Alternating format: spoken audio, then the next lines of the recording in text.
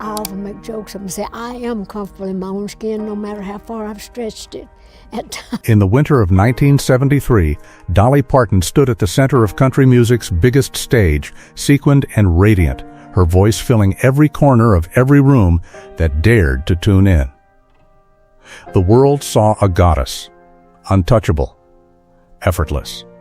A woman who seemed born for the spotlight as naturally as wildflowers grow from Tennessee soil. But behind that blinding smile, behind the towering hair and the perfect rhinestone facade, she was quietly drowning in someone else's version of who she was supposed to be. And the most devastating detail nobody knew. The woman who would one day become one of the most celebrated songwriters in human history was being told by the man who claimed to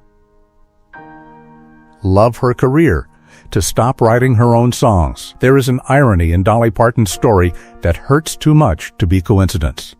The child who grew up so poor she once described her most colorful dress as being sewn from patches of old feed sacks, a little girl who had nothing but the music living inside. Her chest like a second heartbeat.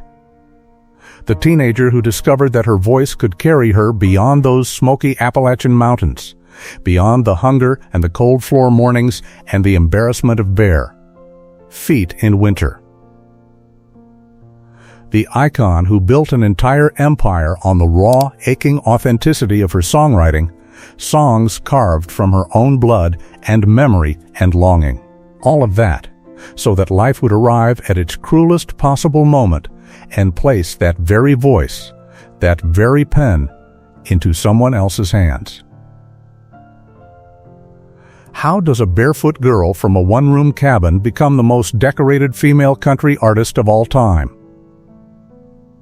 What lived beneath the glittering surface that the audience never got to see? And what happens when the very authenticity that made her extraordinary becomes the battlefield where her identity nearly breaks? To understand all of that, we need to go back to the beginning, to the foothills of the Great Smoky Mountains, to Locust Ridge, Tennessee, and to a girl who learned, in the cruelest way possible, that beauty and poverty could exist inside the same body and that survival sometimes sounds exactly like a song.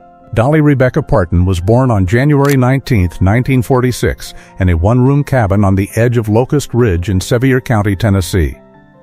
She was the fourth of 12 children born to Robert Lee Parton, a tobacco farmer and construction worker who could neither read nor write, and Avie Lee Caroline Owens, a woman whose faith was as unshakable as the mountains surrounding their home. The land around them was beautiful in the way that only genuinely hard places can be, green and ancient and indifferent to hunger. The kind of landscape that looks like freedom from a distance and feels like a wall when you are living inside it. Robert Parton worked with his hands until they cracked and bled. He was a quiet man, not cold exactly, but sealed in the way that men of that era and that economy often were, carrying the weight of 12 mouths as if speaking about it might make the weight heavier. Avie Lee was different entirely. She sang constantly, hymns and folk songs, threading music into the fabric of daily survival the way other mothers thread meals. There was no luxury in that cabin, no running water for years, no electricity, no paved road to anywhere that resembled opportunity. But there was something more powerful than all of that. There was a child who felt the world too intensely. Dolly has never softened the details of what poverty actually meant. It meant a coat made from a flour sack. It meant sharing a bed with multiple siblings and knowing the particular specific shame of arriving at school with no shoes while other children stared. The children at school in Sevierville did not call her Dolly. They called her things that children only call each other when they have been taught, silently, that some people are worth less. The embarrassment carved itself deep, not into anger, but into something quieter and more dangerous. The belief that she was different in a way that could never fully be fixed, only hidden. She learned very early that beauty could be constructed, that if the world judged surfaces, then a surface could be built deliberately, armor disguised as decoration. Years later, she would say with a laugh that somehow made the confession more devastating rather than less, "I've always said that I was the first to realize that you could get out of the ghetto or out of poverty if you looked like you were already out." There was survival strategy inside that joke. There was a child calculating, even then. At 11 years old, the dream that felt most real was not music but something even more fundamental: being seen as worthy. Then her uncle Bill Owens, recognizing something electric in his niece's voice, handed her a guitar. And the instrument did not feel like a new thing. It felt like a language she already knew and had simply been denied the alphabet for. She began writing songs immediately, not practicing, not learning, writing. At 11, about longing, about places she had never been, about feelings she did not yet have words for in conversation, but somehow had melodies for instantly. Then, at 13, everything nearly ended before it began. Her school principal, after discovering she had been performing on local radio rather than focusing on her studies, threatened consequences that felt enormous to a girl that age. Her family had no safety net, no alternative plan. For most children in Sevier County in 1959, this would have been the moment the mountain won. For Dolly, it was the moment she understood something permanent. She was either going to Nashville or she was going to disappear. And when she stepped onto the stage of the Grand Ole Opry on the night she graduated high school in 1964, something extraordinary happened. The stutter of self-doubt that had plagued her in ordinary conversation vanished completely. The poverty that had marked her entire childhood disappeared the moment the spotlight hit her face. On that stage, she was not the girl in the feed sack dress. She was free. It wasn't talent yet. It was recognition. The silent, absolute certainty of having found the place where she belonged. Only Dolly was whole when she became the song itself. At 18, with barely $40 in her pocket and a cardboard suitcase held together with hope, Dolly Parton arrived in Nashville.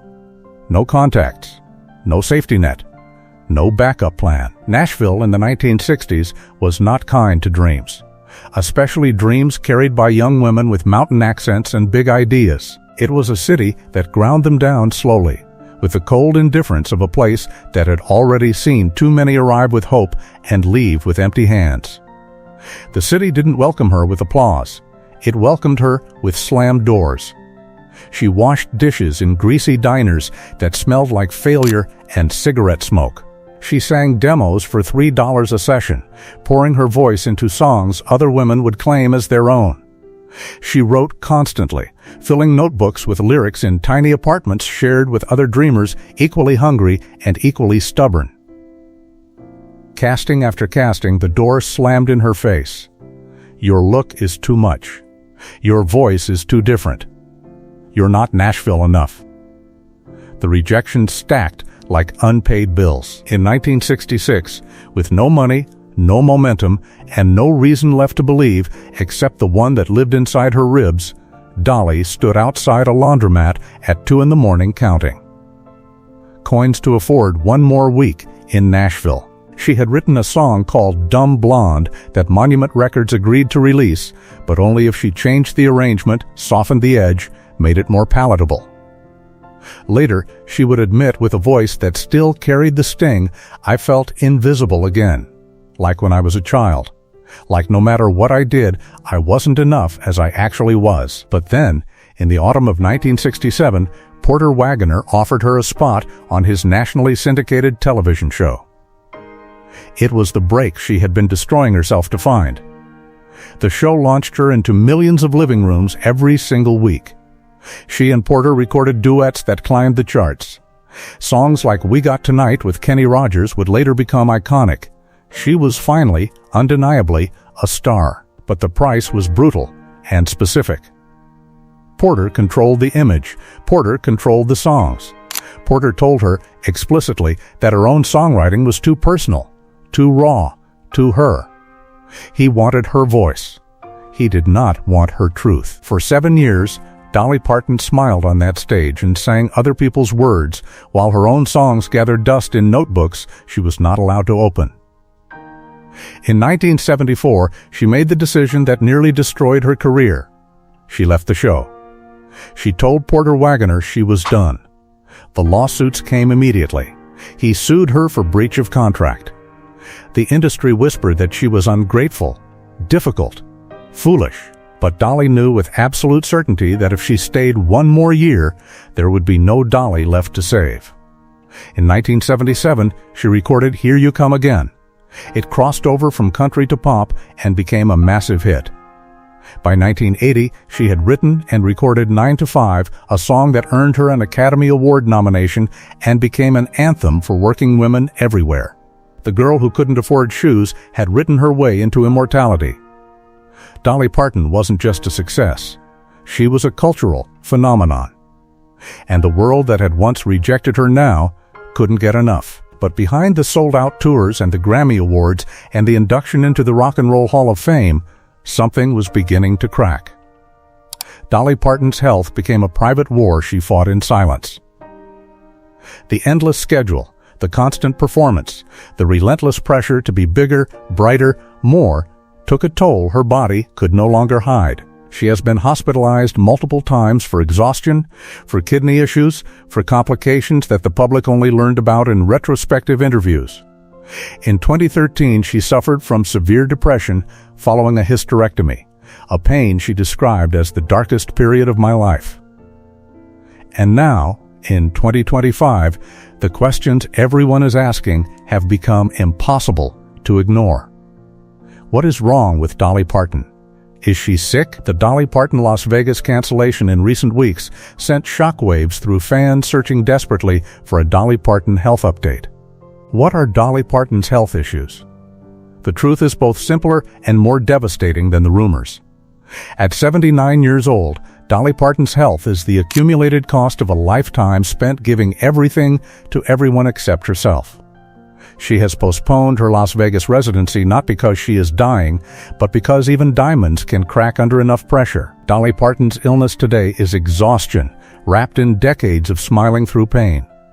It is the body finally demanding rest that the soul has refused to take. When asked recently about what's going on with Dolly Parton, she answered with characteristic honesty, "I've given everything I had for as long as I could." Sometimes you have to stop before the music stops you. Today, Dolly Parton remains one of the most beloved figures in American culture. Her legacy isn't just the songs, though there are hundreds. It isn't just the theme park or the literacy program or the vaccine funding. Her legacy is the living proof that you can come from nothing and build everything, and that the scars you carry don't disqualify you from greatness. They make you unforgettable. From the barefoot girl in the Smoky Mountains to the sequined icon the world cannot stop loving, her story is evidence that survival is not just enduring. It is transforming pain into something so beautiful that millions of people find themselves inside it. What lesson do you take from Dolly's journey? How many times have you rebuilt yourself when the world expected you to stay broken? Share your thoughts below and subscribe for more stories of those who turned wounds into wonder. Because in the end, as Dolly Parton taught us, find out who you are and do it on purpose.